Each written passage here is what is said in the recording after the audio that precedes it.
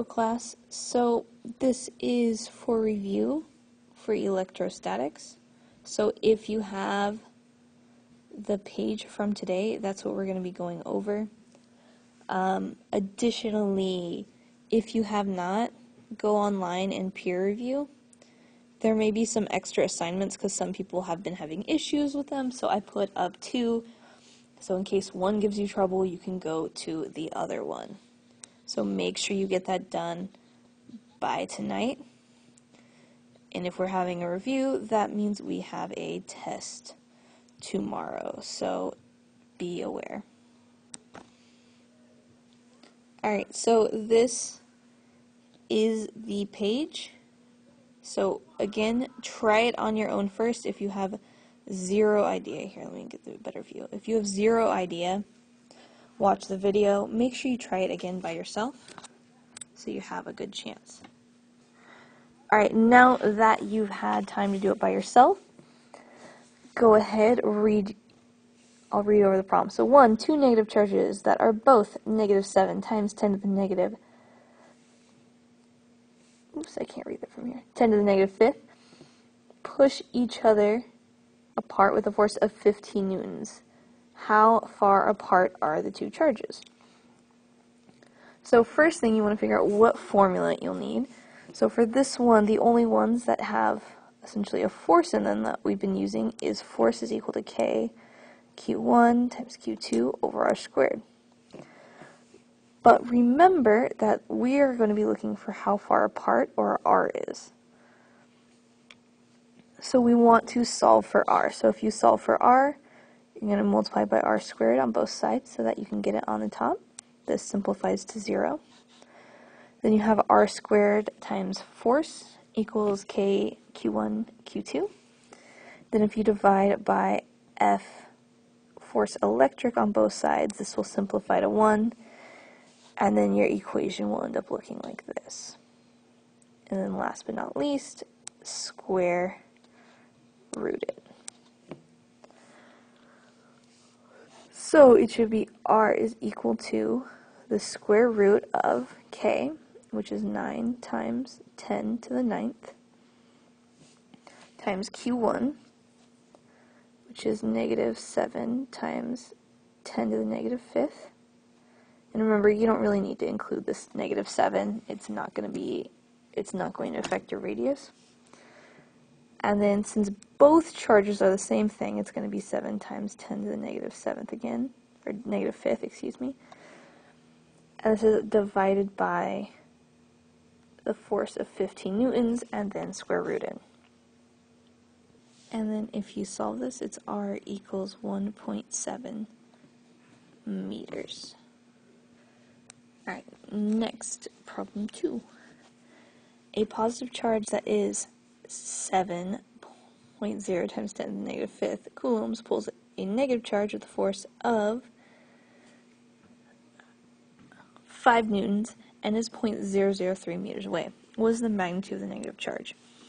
So this means that we are looking for our second Q. So we already have our first one. And we have our force. And we have our radius. So we want to make, again, this equation. It has, that's Q1, a Q2, an R, and a force. So remember, we are now solving for this thing. It is already on the top, so instead of getting rid of it, we are going to move the things around it. If we put R squared on the top here, this simplifies to 1. If we put K Q1 down here, K and Q1 will simplify to 1. And then if you do it to one side, you have to do it to this other. So we're going to have R squared over K Q1 on the bottom. Fe equals 2RQ2.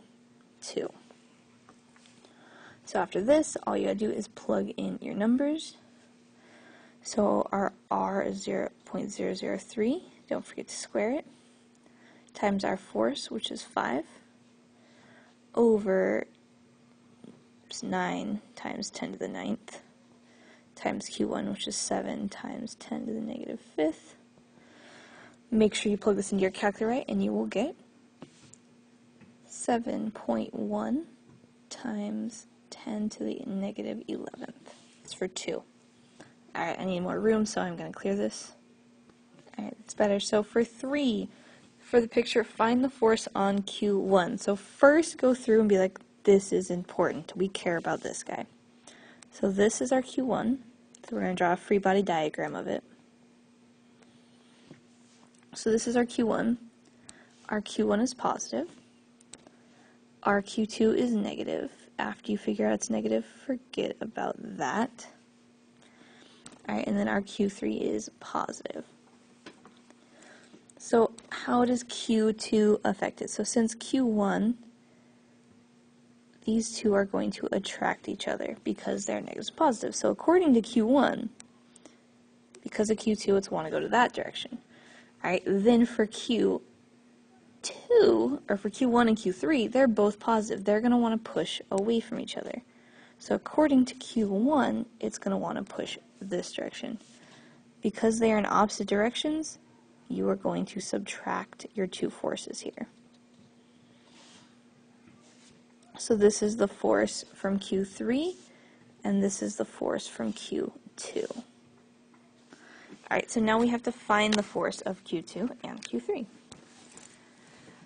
So it's still this equation. Force electric is equal to K, Q1, Q2 over R squared. This is Coulomb's law. So for the force of 2, it's 9 times 10 to the 9th over, or times 5 times 10 to the negative 6. Sorry if that's hard to see. And then Q2 is 6 times 10 to the negative 6 over 6 times 0 times 6.0 times 10 to the negative 10th squared because it's the radius. Right, solve that, and you get 7.5 times 10 to the 17. That's not a negative. Let me rewrite that. 10 to the 17th. Alright, so that's F2, and then we gotta do F3. So the force from number 3 is a little trickier. It's still K, which is 9 times 10 to the 9th. It is still Q1, because we care about Q1. That is what we're talking about. And then how Q3 affects it. Alright, what's a little tricky about this is it doesn't give you the exact radius. You must first add radius 1 plus radius 2, because this is the whole distance, is those two together. So you do 6 times 10 to the negative 10th plus 9 times 10 to the negative 10th, and then square root that. For those of you who aren't sure, that would end up being equal to 15 times 10 to the negative 10th, or 1.5 times 10 to the negative 9th. Alright, put this into your calculator. If you do, you will get 8 times 10 to the 16th. Alright, and if you remember correctly, we need to subtract them. It doesn't really matter which one comes first. All I care is that you know which one wins. So if you just subtract your 7.5 times 10 to the 17th, subtract your 8 times 10 to the 16th,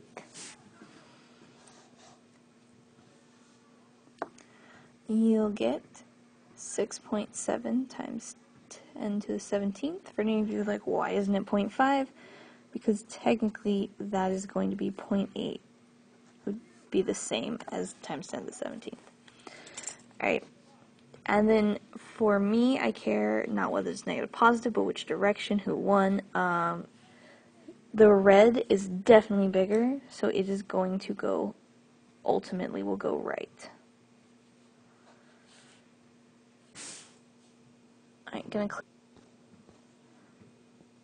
Alright, so for 4, this is talking also about the magnitude. I mostly care that you know which charge is which. So just to make this a little easier, I'm going to make positive and negatives different colors. So positives give off charges, so that means anytime you see arrows coming from a source, they must be positive. And therefore, negatives are anytime it's going towards a source. So anytime you see arrows going towards a source, they must be negative. So if you get that, you're doing good. And then a small thing is which one are stronger. It's how many lines. So because A has more lines, or more field lines to be exact, we know that it is stronger. D has more field lines, so we know that it's stronger. F has by far the most field lines. G has the least, and E is somewhere in between. And again, I here has by far the most, H has the next most, and J the least. Alright, flip your page over.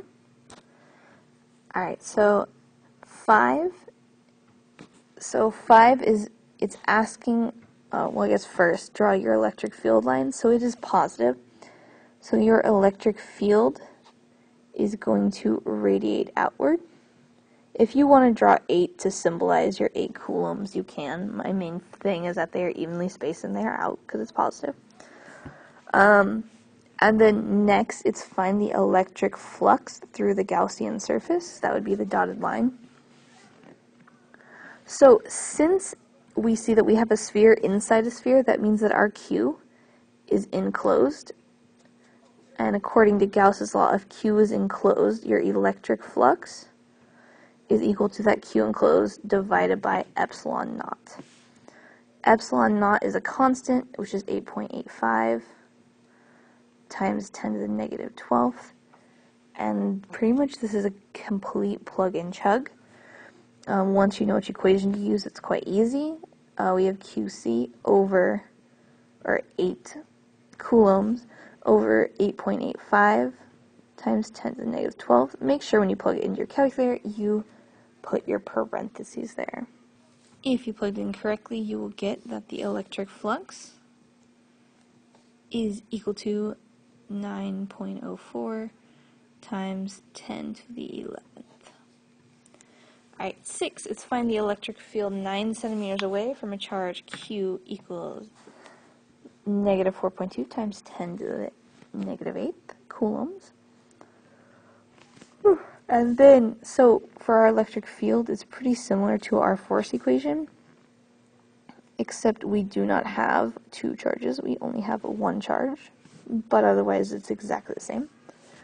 And this is almost a plug and chug. The main thing is make sure that your units are in the right space. So that's going to be 0.09 meters. So remember, anytime we go from centimeters to meters, you're moving your decimal over 2 places. Alright, and then we have K is still the same, 9 times 10 to the 9th. Our Q is negative 4.2 times 10 to the negative 8th. Again, don't worry too much about that negative 4.2 of it being negative. Your electric field is either going out or in, and that's really all that matters. And then your 0.09, don't forget to square it. Plug that in. Alright. And you'll get essentially 4, and I'm going to round it. 47,000 would probably be your correct, well, would be your correct way to round it, or your calculator may put it in scientific notation.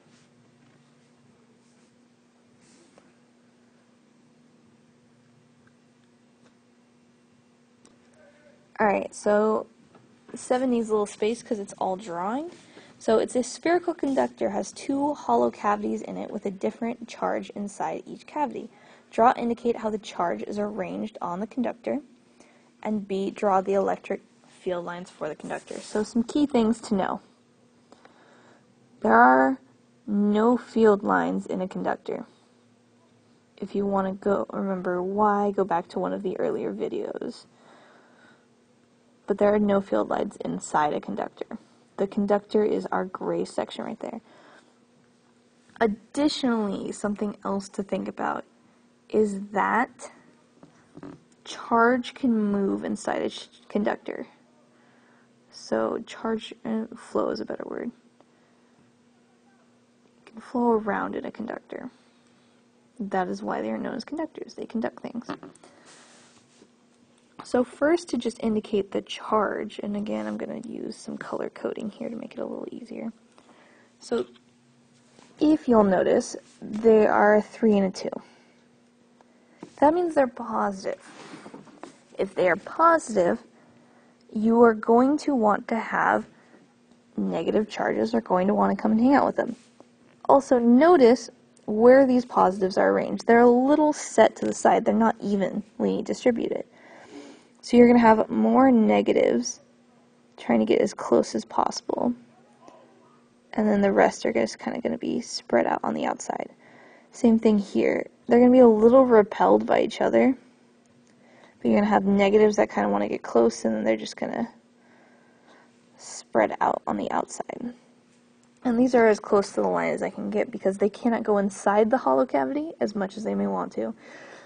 But they're going to be just on that inside rim. Right?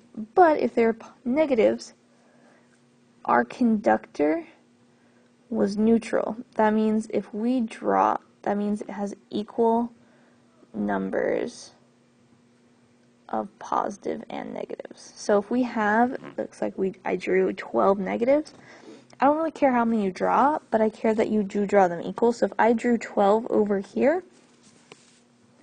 or 12 negatives, I must draw 12 positives. But they're going to do something oppositely.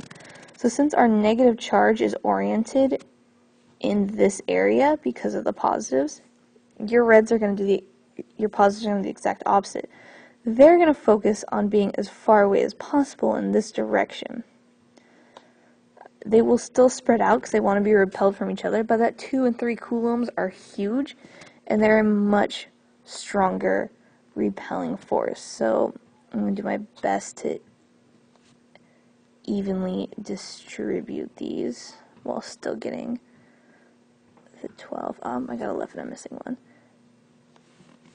So they're going to be more distributed on this side because that is farther away from the positive charge, and those things repel them much more than each other.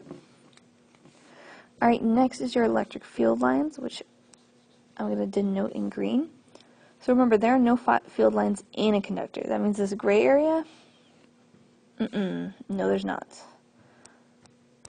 So make sure you do not draw any field lines inside the conductor. But inside the hollow space is fair game. So you're going to want to evenly distribute these. And you'll notice because they're shorter, look what you'll notice, that your field lines are essentially clumping near where you already drew your negatives, because that's why the negatives accumulate there. Alright, same things for the positives. There's actually going to be more field coming from this direction due to the fact of the extra negative charges over here. So again, I don't care exactly how many lines you draw, but they should be accumulated near where the positives are on the outside of the conductor. Alright, hopefully this was informative, and then technically I should draw them exactly off of the lines. I understand if your drawings get a little crowded, just try to make them as neat as possible. Alright, good luck with your studying. I am here after school as well as before school tomorrow to provide assistance. I will not be available at lunch.